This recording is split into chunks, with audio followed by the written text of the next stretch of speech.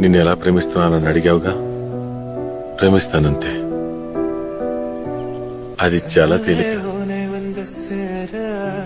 నేను ముందు ఎలా ప్రేమించానో ఇప్పుడు అలానే ప్రేమిస్తాను.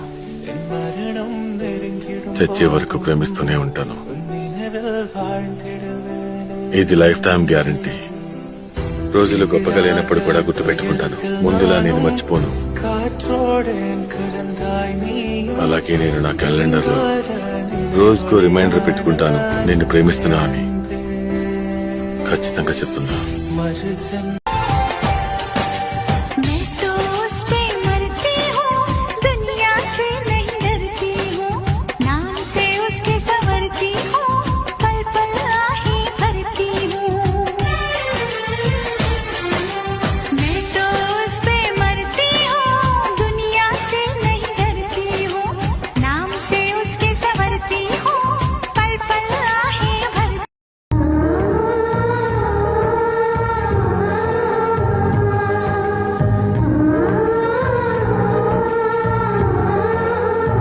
కొడవలి నిండా కుంకుమ పూలే, కడవల నిండా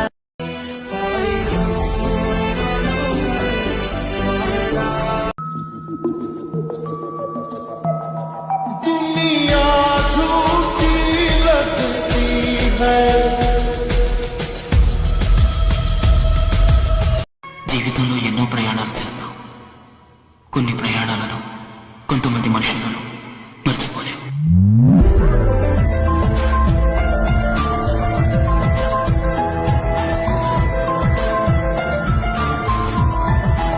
तेरा नाम लेके मेरा दिन चढ़दा, हुंदी है खत्म मेरी रात तेरे तो.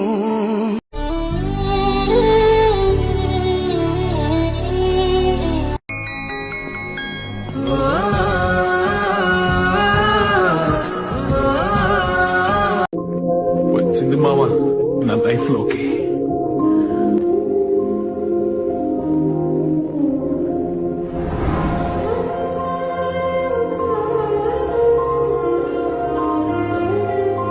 Kavya, happy birthday. Thank you.